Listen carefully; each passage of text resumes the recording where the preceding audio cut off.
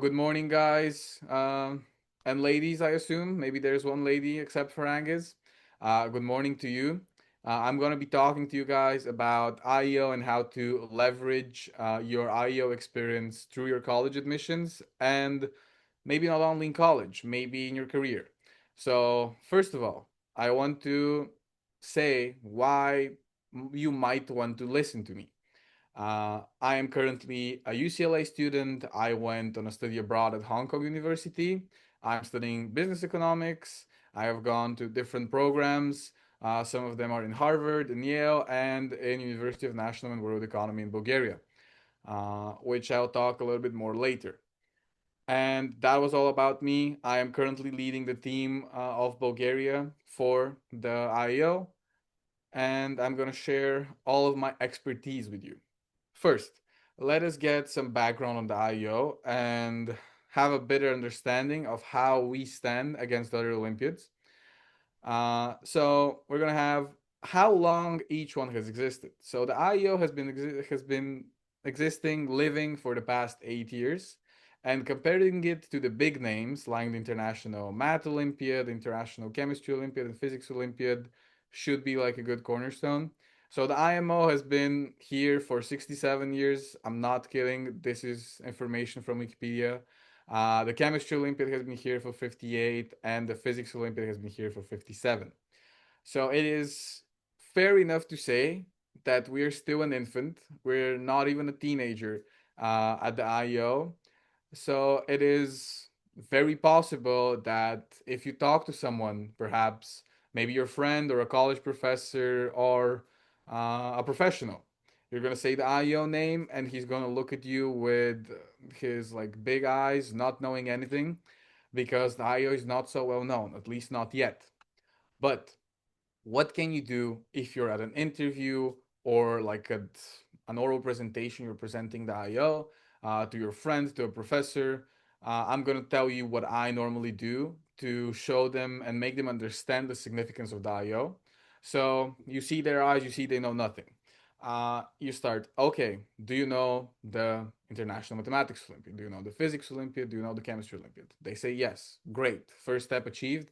You compare the International Economics Olympiad, it's just the equivalent with those other Olympiads, because the other Olympiads have a good name, they're very prestigious. So when you put the IEO next to them, he can understand that the IEO is also a very prestigious thing. Then in order for you to show him what you know, you're going to explain the curriculum of the IEO. You're going to say, the IEO is separated into three sections. You have first Econ, you have financial literacy or finance, and then you have the business case, which the business case is going to be a team competition. You have 24 hours and whatever. You can say that in Econ, you are basically, this is from my understanding, you guys basically know around the first year of what you're going to learn in college in respect to microeconomics and macroeconomics. This is the level of the IEO. If you got a gold medal, you most definitely can succeed in your first year of college without that much studying. You're going to be studying on stuff that are later on. And then you can also tell them about your contribution to your team. Because what I observed during last year's IO is that within each team, there are different roles, you can say. There would be someone who is very excited about creating the pitch deck, who is going to be like the main presenter, who's going to be talking, who's going to be answering the questions, bailing out everyone who just doesn't know how to answer a question. You can have someone who's very into finance, and he's going to be creating the budget for your business case. He's going to be proposing where to get the money from the banks, from private investors, from whatever, whatever. So when you clear those things up, your interviewer, your friend, or maybe your professor is going to know more about your strengths, is going to be able to position you within a metric that he uses. For example, if you're talking to a college professor and you say that the curriculum in the IEO is basically freshman year and you got a gold medal, he's going to know that even though you're a freshman, you're probably like on the level of second year of knowledge, and you can go faster within the material that he's going to give you if you want to do any research with him. Uh, and about the roles, if you're in an interview with a big company or something like that, you can you can tell your interviewer that you're pretty good at pitch deck so that he can pick you for a role which is very presentation heavy.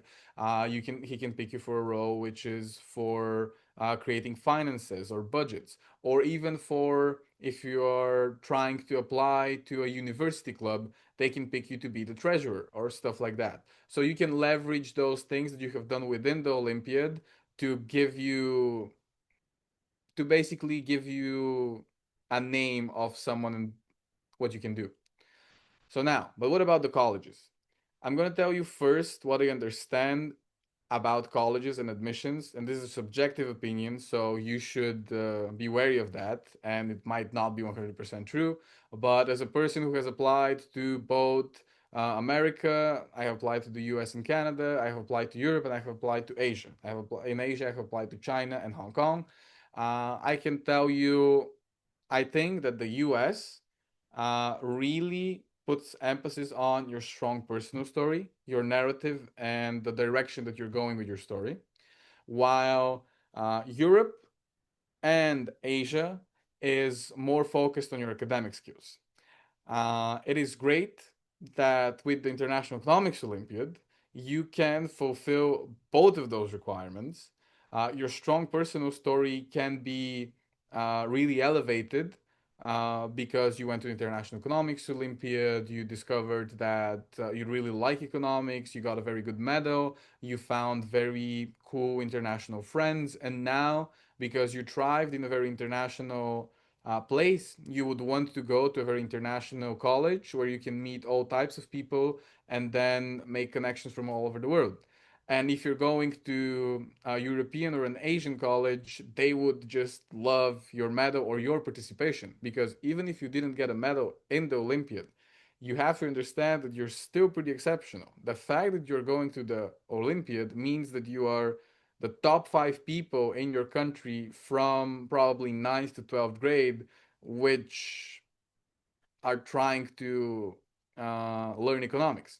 So even if you don't get a medal and you're not top 25 in the world for these 4 years, you're still top five in your country.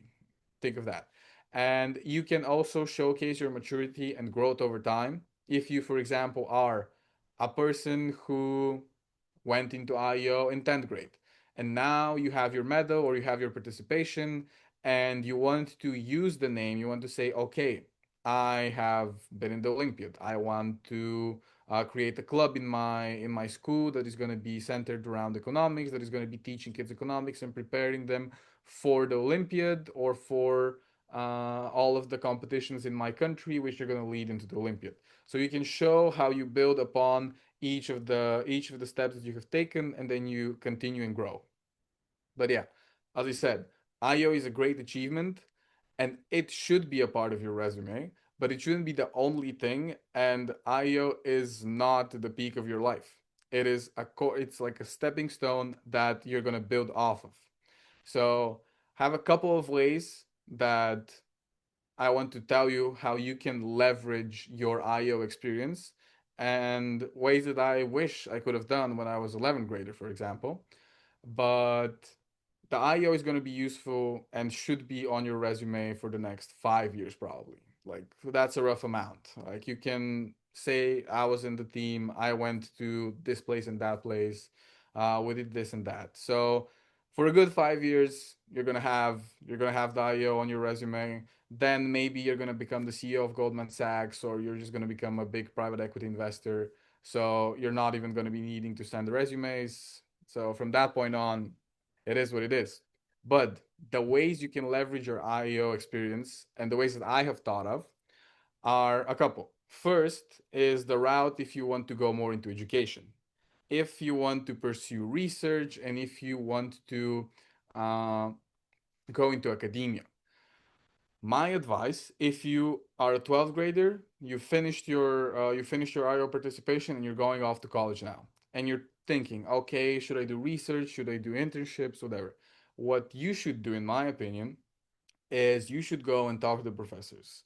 Um, what I have experienced is that In America, most professors have office hours, but in Hong Kong, that was not true. Most of the professors did not explicitly say, in this time, we're going to have office hours, we're going to be in our meeting, and the door is going to be open, you can just come in. But what I advise you to do, guys, is you just write an email to your professors and say, Professor, this is my name, I'm a part of your class. I'm interested in conducting research for you or with you or however. And these are my achievements. I'm attaching my CV or my resume. Uh, when can we have office hours? And more often than not, professors are going to be very nice and they're going to accept you. They're going to welcome you to office hours and they're going to want to talk to you because it is a very infrequent occurrence that a student actually wants to talk to people, to those types of people. So you should do that. You should go and talk with your professors, especially if you like them. Ask them for research opportunities and maybe give them a research idea that will make them like you even more. Second, if you're still in high school, maybe you're still not in college, so you're thinking, okay, how can I do research if I'm not in college and I cannot reach the professors? What I did, even though I didn't have the IEO, and I really wish I could, in 11th grade, the IEO didn't like, we did not have it in Bulgaria. I think maybe when I was ninth grade, it happened once. But what I did is I just went on guest lectures as as just a student. Like I was a high school student, and I reached out to a professor in University of National and World Economy, and I was attending lectures for fourth year students. They were for behavioral economics. So that is when I found my passion for economics, and that is when I really understood what I really like. So you, as an 11th grader who has went to the IO, can message, find professors on LinkedIn, or just go on the university website and just write them an email. You can say, Professor, I like what you're doing. I read your research. Maybe you should do that before you message them. I read your research. I'm really interested in attending one of your classes, this class. Uh, can you tell me what times it is, or can you tell me if it is appropriate for me to be a guest student at your lectures? And then you should just go and participate in the lectures. That is if the professor is in a university which is within you geographically, because I would assume you would want to go and be in person there, unless you find a professor who gives online lectures. But you can figure a way. And the other thing is, if you're an 11th grader and you're thinking of your dream college, maybe it is Oxford, maybe it is Harvard, maybe it's Tsinghua.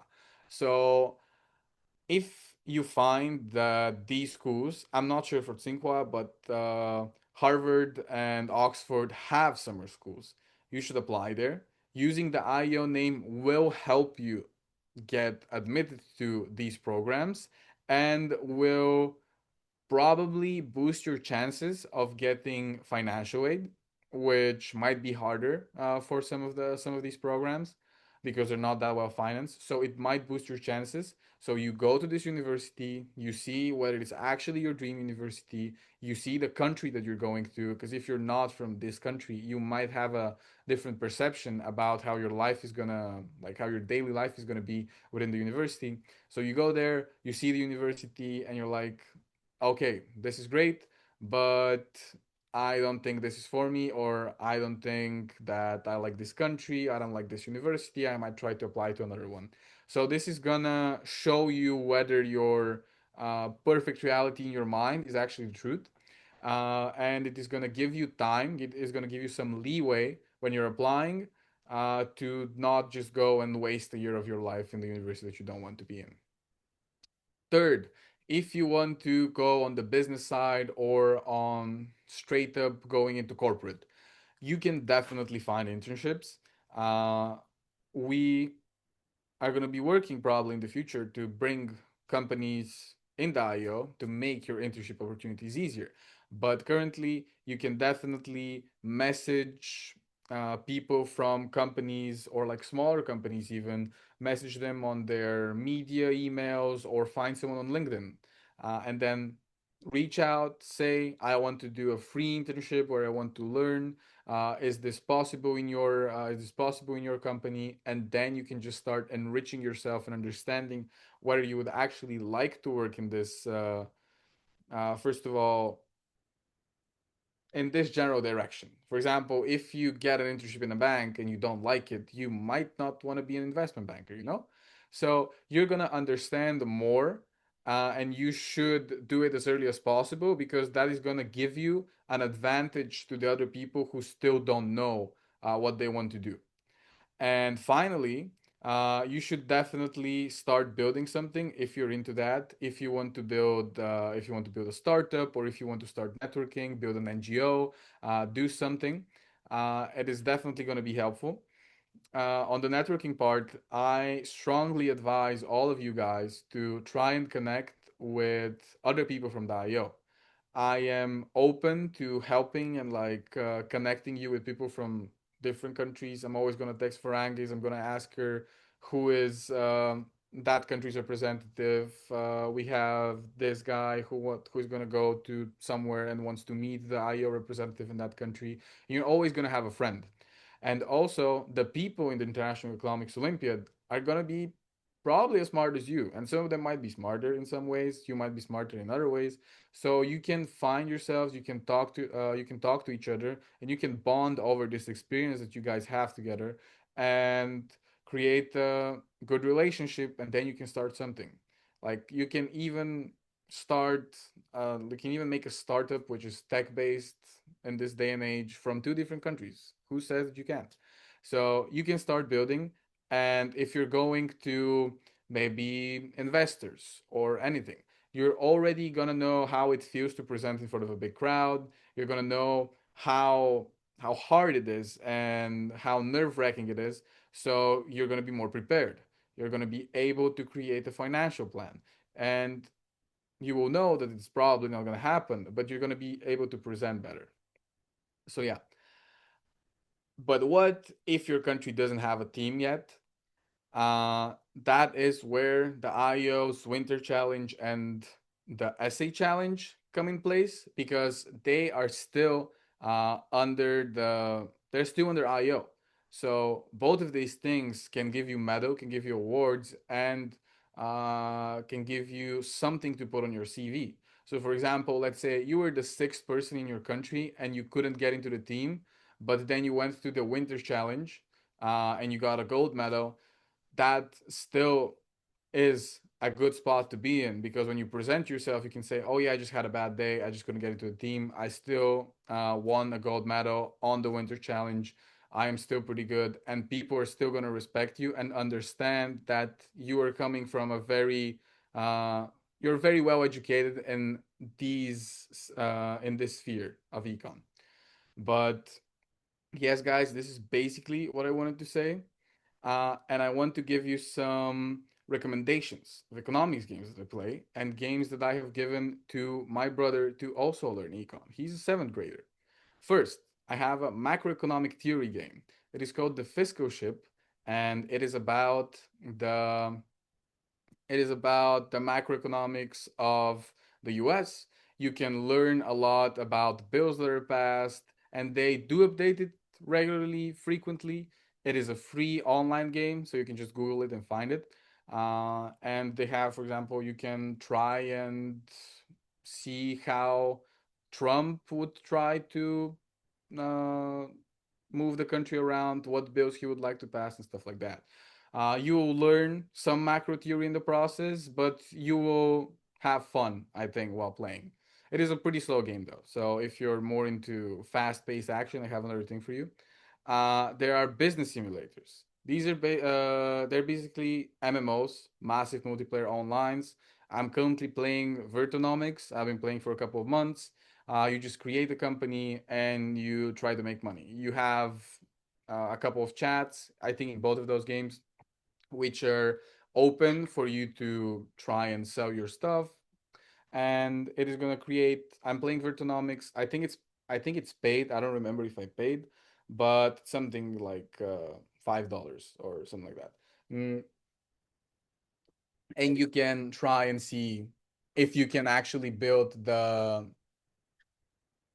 foundation of a business. You're obviously eliminating human factor, which is a big thing in business, but you might have fun. And the last thing is a very new game which I have been playing a lot recently. It is about private equity and investment. It is called Factory Tycoon. I think it's also paid for sure. But the daily challenges are free. I have a daily challenge rank one from like a couple of days ago. So if you guys want to try that and like compete with me, I am down. This is very fast paced. I think the rounds are around 15 seconds. In the daily challenge, you have 3 years. You have to get as much money as possible, invest in companies, sell them, stuff like that. And I even for a thing that I'm running in Bulgaria because I really wanted to promote the game. I liked it a lot. I got a code for 40% off. So it is FF540 if you ever want to buy that game. It is great. I'm playing it. My brother is playing it. He now knows what an EBITDA multiple is. He knows that he should look at whether a company has previous liabilities before buying it and stuff like that. So this is everything that I have for you. Thank you all for being here. I assume we're 5 people still, maybe less. Thank you, Xiao, for being here. And I also, uh, because I'm learning Chinese, I'm gonna be saying 谢谢大家.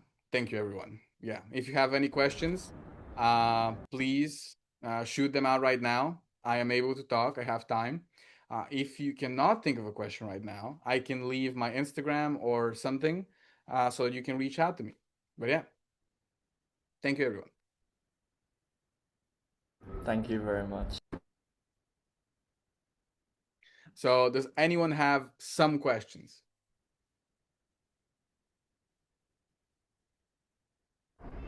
Okay, so I have one. Uh, Go, Xiao. I'm not sure whether if you talked about this earlier because my connection dropped during the meeting, but I just want to ask that if I have a lot of projects going on and let's say they're research projects or something that's very impressive and I write that in my university application and along that I also have medals from the IEO. Let's say I managed to represent China and get a medal from 2026 IEO, then how is that going to weight in my application compared to other prestigious research and all this stuff?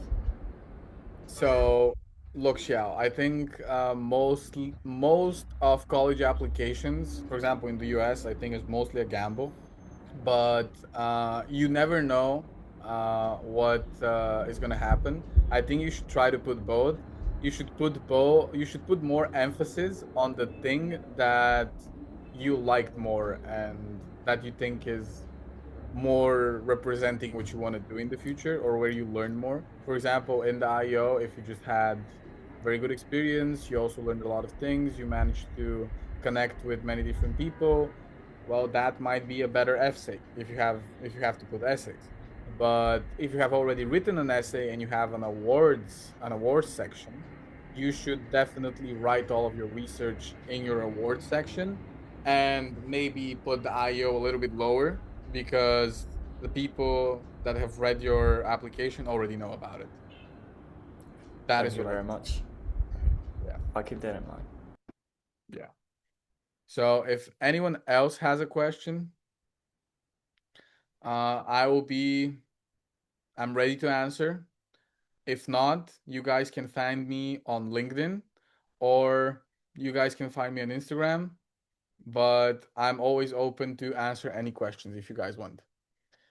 If not, then that will be all. I can ask you if you guys have any preferences for future webinars. What would you like? What would you like to see? Would you like to see maybe a big company representative come in here uh, and talk about how he would like or how he thinks the IEO skills that you have acquired can transition to corporate? Is that like something that you would attend? Yes, absolutely. Okay, yeah. And I see there was a question about the winter challenge. Yes, the winter challenge for all of you guys that are here, it is gonna end. No, the registration is gonna end tomorrow. So you should register. This is gonna be another opportunity for you guys to get recognition for your knowledge. So definitely do that, and I'm sure you're gonna learn a lot. So yeah. But if no questions, then I will leave you guys. Thank you for attending. It was a great pleasure presenting to you, even though we're in such small quantities. I hope you learned something. I really hope you did learn something. So yeah. Okay then. Thank you very much. Have a nice evening. Have a good day, guys, and a good evening if you're somewhere like me that it's evening. Bye bye.